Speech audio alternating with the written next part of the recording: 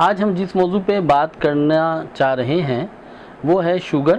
دو چیزوں پہ ہم آپ کے ساتھ بات کریں گے، ایک خوراک پہ اور دوسرا طب نبوی صلی اللہ علیہ وآلہ وسلم پہ، اور تیسرا قرآن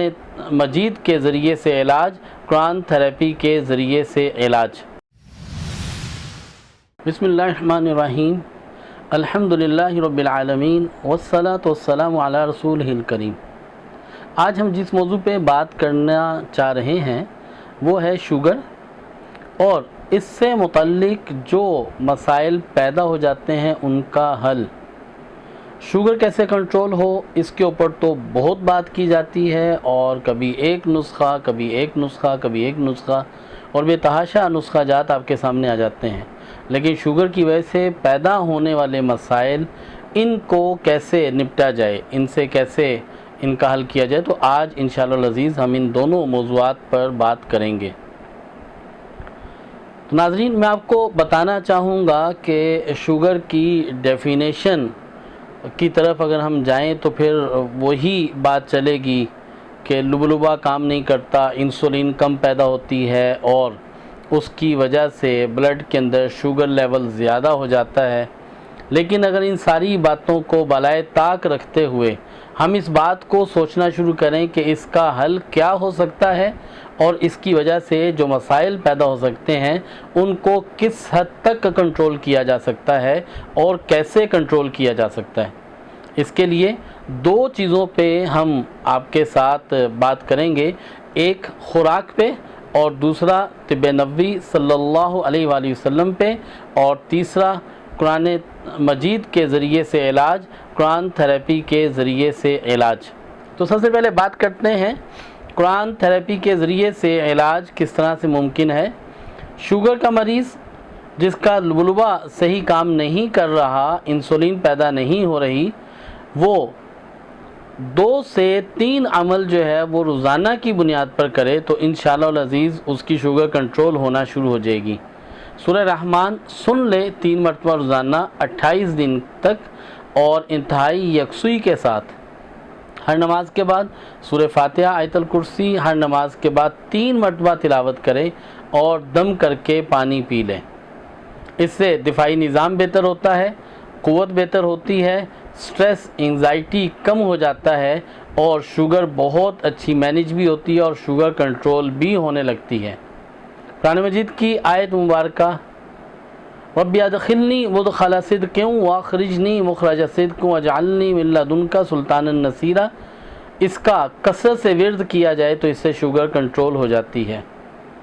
طب نبوی صلی اللہ علیہ وسلم کا انتہائی ایک مجرب نسخہ،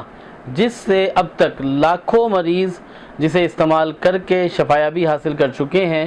وہ کلونجی کا استعمال ہے۔ ریسپی آپ نوٹ فرما لیجئے، آدھا چائے کا چمچ کلونجی، 1 چائے کا چمچ سونف، 1.5 کپ پانی میں ابال لیجئے، جب 1 کپ رہ جائے اس میں 1 چائے کا چمچ بیری کا شہد ملائیے، اور یہ صبح خالی پیٹ پی لیجئے۔ کچھ عرصہ آپ اسے ریگولر کریں گے تو انشاءاللہ آپ کی شوگر بالکل جو ہے وہ کنٹرول ہو جائے گی، اور آپ رفتہ رفتہ بہت سارے مسائل سے بھی جو ہے وہ فری ہو جائیں گے۔ تیسری بات، غذا کے اعتبار سے اگر اپنی غذا کو نبی کریم صلی اللہ علیہ وسلم کی غذا کے مطابق آپ بنا لیں تو چند ہفتوں میں آپ کی وہ تمام مسائل جو شوگر کی وجہ سے پیدا ہوئے وہ بھی کنٹرول ہونا شروع ہو جائیں گے، اور آپ جو ہے وہ شوگر سے بھی بہتر ہو جائیں گے، شوگر سے بھی آپ کی جان چھوٹ جائے گی۔ وہ کیا طرز عمل ہے؟ وہ طرز عمل یہ ہے کہ آپ صبح خالی پیٹ کلونجی کا قہوہ پی لیجئے، اور دوپہر کھانے میں سلاد استعمال کیجئے، عصر کے وقت میں